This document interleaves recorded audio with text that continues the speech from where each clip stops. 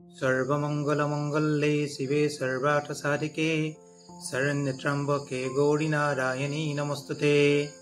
नमस्कार प्रिय बন্ধুসকল, মই ইউটিউব চেনেল এষ্ট্ৰ সৰ্বলে সকলোকে স্বাগতম জনাইছো। আৰু আজি মই বিশেষ এটা ভিডিঅ' লৈ আহিছো। জুলাই মাহৰ মেঘ ৰাশিৰ ৰাশিফল হলি মই আজি কৈ দিম ধুনীয়াকৈ কেনেকুৱা যাব আপোনাৰ গোটেই মাহটো আৰু কি কি ফল আপোনালোকে পাব। ৰাশি চক্ৰ যদি চোৱা যায় আপোনালোকৰ ৰাশিতে গোটেই মাহটোৰ কাৰণে বহি আছে চন্দ্ৰ আৰু মংগল।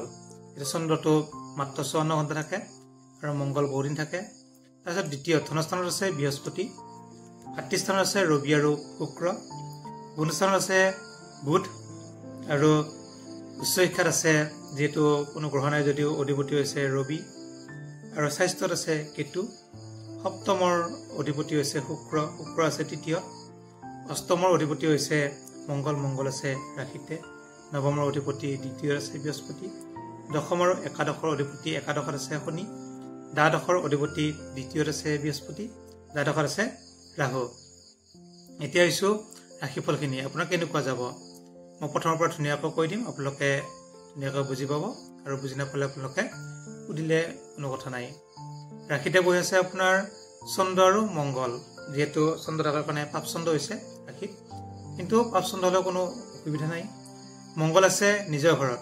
চাওকহি, যেতিয়া ৰাশিত এটা গ্ৰহ বহে, মংগল বহিলে নাই বেয়া, কিন্তু নিজৰ ঘৰ যিহেতু মেষ ৰাশিৰ অধিপতি মংগল নিজৰ ঘৰত বহি আছে। নিজৰ ঘৰত এটা যদি ভাল গ্ৰহ এটা বহে, যিকোনো পাপ গ্ৰহ হওক বা পুণ্য গ্ৰহ হওক, শুভ গ্ৰহ অশুভ গ্ৰহ বুলি কোনো কথা নাই। মংগল বহিছে কাৰণে আপোনাৰ যিকোনো মাংগলিক কাৰ্যবিলাক সম্পাদন হ'ব। মংগলে সকলো মাংগলিক কাৰ্য কৰাই নিজৰ ঘৰত আছে। আৰু আপোনাৰ যিসকলৰ মাটি বাৰী ক্ষেত্ৰত কিছু অসুবিধা চলি আছে তেওঁলোকৰ কাৰণে অতি শুভ দিন। আপোনালোকৰ কামবিলাক আগবাঢ়িব। মাটি বাৰীৰ কাম, যদি ফ্লেট বনায়, বিল্ডিং বনায়, ঘৰ বনায়, এইবিলাকতো আপোনালোকে এইটো মাহৰ ভিতৰত আগবাঢ়িব পাৰিব। বহুখিনি শুভ আপোনালোকৰ কাৰণে, মংগলৰ কাৰণে। মংগল যিহেতু মাটি বাৰীৰ কাম, আৰু যিসকলে আৰ্মি, পুলিচ, মিলিটাৰী এইবিলাকত আগবাঢ়িব খোজে আপোনালোকে অলপ চেষ্টা কৰিলে সোনকালে পাই যাব এই মাহত। গতিকে আপোনাৰ স্বাস্থ্য ক্ষেত্ৰত যদি চোৱা যায়, মংগলৰ কাৰণে কিছু অকণমান চুগাৰ, প্ৰেছাৰ এইবিলাক অলপ ইফালে সিফালে হ'ব পাৰে, বাঢ়িব পাৰে, কমিব পাৰে। গতিকে বিশেষ তেনেকুৱা চিন্তা কৰিব লগা নাই। যিহেতু অষ্টমৰ অধিপতি, মৃত্যুস্থানৰ অধিপতি মংগল নিজৰ ঘৰত বহি আছে, গতিকে ইমান এফেক্ট নকৰে। তথাপিও আপোনালোকৰ তেজৰ সমস্যা হ'ব পাৰে সৰু সুৰাকৈ, গতিকে সেইটো অলপ সাৱধান থাকিব। পাৰিলে আপোনালোকে বগলা দেৱীৰ নাম ল'ব, হনুমান চালিচা পঢ়িব মংগলবাৰে, অতি শুভ। এতিয়া আছো ধনস্থান। যিহেতু ধনস্থানত আছে আপোনালোকৰ বৃহস্পতি বহি।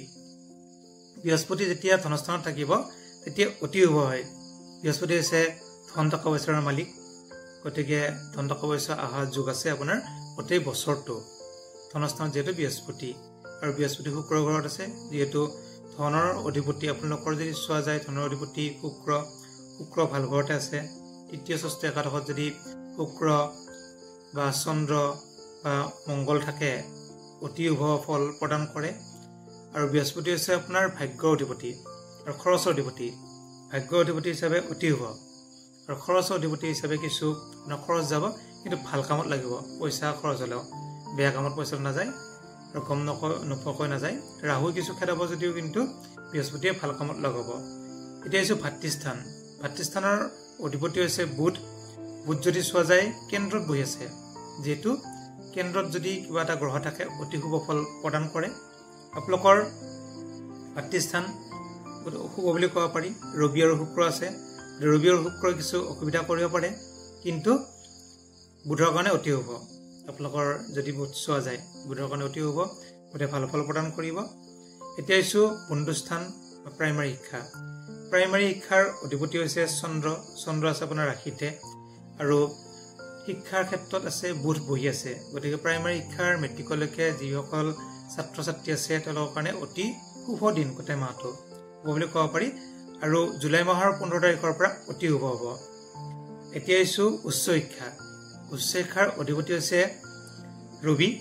ৰবি আছে আপোনাৰ তৃতীয় ষষ্ঠ একাদশত যদি ৰবি থাকে তেতিয়া কিন্তু শুভ ফল প্ৰদান কৰে। উচ্চ শিক্ষাৰ ক্ষেত্ৰতো অতি শুভ ফল প্ৰদান কৰিব, গোটেই মাহটোত শুভ বুলি ক'ব পাৰি। আৰু জুলাই মাহৰ 14 তাৰিখৰ পৰা কিছু আৰু শুভ হ'ব। কেন্দ্ৰত বহিব ৰবি, এয়া দিছোঁ স্বাস্থ্য। গতিকে স্বাস্থ্যৰ ক্ষেত্ৰত যদি চোৱা যায়, স্বাস্থ্যৰ অধিপতি হৈছে বুধ বহি আছে কেন্দ্ৰত। গতিকে স্বাস্থ্যৰ ক্ষেত্ৰত কিছু শুভ হ'লেও স্বাস্থ্যৰ ঘৰত বহি আছে কেতু। গতিকে কেতু বহি থকাৰ কাৰণে আপোনাৰ কিন্তু পেটৰ অলপ গণ্ডগোল হৈ থাকিব পাৰে, হজম নোহোৱা, পেটৰ বিষ, পেটৰ অসুখ এইবিলাক সৰু সুৰা হৈ থাকিব পাৰে। বুধৰ কাৰণে ভাল, কেতুৰ কিন্তু অকণমান অসুবিধা কৰিব। এতিয়া আহিছোঁ সপ্তম হৈছে বিবাহস্থান বা বিবাহস্থানৰ অধিপতি। যিসকলৰ জাতক জাতিকাসকলৰ বিবাহ হোৱা নাই বা বিবাহত কিছু খেলি মেলি লাগি আছে, তেওঁলোকৰ এই মাহৰ লাষ্টৰ ফালে কিছু আগবাঢ়িব। আৰু যিসকলৰ ছোৱালী ল'ৰা অহা নাই, তেওঁলোকৰ কিন্তু ল'ৰা অহা যোগ আছে, মানে বিবাহৰ অলপ আগবাঢ়া যোগ দেখা যায়। গতিকে বিবাহৰ ক্ষেত্ৰত আপোনালোকে আগবাঢ়িব পাৰিব। যিহেতু শুক্ৰ তৃতীয়ত আছে, চতুৰ্থত যোৱাৰ লগে লগে আপোনালোকৰ কিন্তু বিবাহৰ ক্ষেত্ৰত আগবাঢ়িব পাৰিব। বিবাহৰ অধিপতি হৈছে শুক্ৰ। এতিয়া আহিছোঁ অষ্টম স্থানৰ অধিপতি মংগল, যিহেতু ৰাশিতে আছে। গতিকে মই প্ৰথমতে কৈছোঁ কি বেমাৰ আজাৰ হোৱা যোগ আছে সৰু সুৰা। আহিছোঁ এতিয়া ভাগ্যাধিপতি হৈছে বৃহস্পতি আছে ধনস্থানত। গতিকে অতি শুভ। ধনস্থানত থকাৰ কাৰণে ভাগ্যৰ ক্ষেত্ৰত আপোনালোকে লটাৰী যোগ আছে আৰু টকা পইচা অহা ভাল যোগ আছে, আৰু ভাগ্যটো বহুত ভাল হ'ব গোটেই মাহটোৰ কাৰণে। এইটো হৈছে কৰ্মৰ অধিপতি হৈছে শনি, আৰু শনি আছে একাদশত। গতিকে মকৰ আৰু কুম্ভ ৰাশিৰ জাতক জাতিকাসকলৰ অতি শুভ। আৰু তাৰ লগতে যদি মই চাওঁ, যিটো মই মকৰ আৰু কুম্ভ ৰাশি বুলি কৈছোঁ, এইটো কাৰণে মকৰ ৰাশিৰ অধিপতি শনি কুম্ভ ৰাশিত বহি আছে। গতিকে মেষ ৰাশিৰ অধিপতি যদি চোৱা যায়,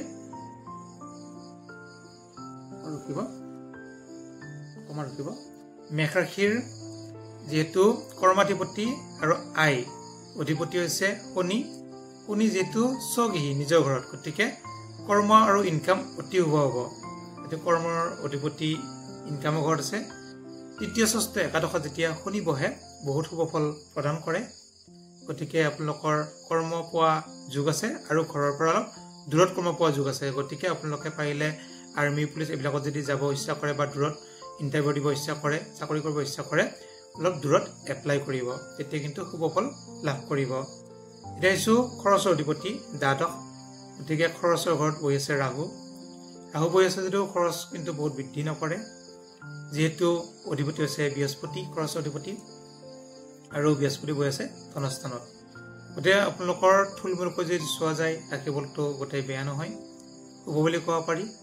যদি অশুভ আছে আপোনালোকৰ ৰাশিৰ কেতু নিচস্থ হৈ আছে আৰু স্বাস্থ্যত বহি আছে। গতিকে কেতুৰ পাৰিলে সৰু সুৰা প্ৰতিকাৰ কৰিব। কেতুৰ এটা মন্ত্ৰ আছে, গতিকে মন্ত্ৰটো মই কৈ দি আছোঁ। ওম ৰিং ঐং শ্ৰী কেতুৱে 108 বাৰ পাঠ কৰিব। আকৌ এবাৰ কৈছোঁ, ওম ৰিং ঐং শ্ৰী কেতুৱে।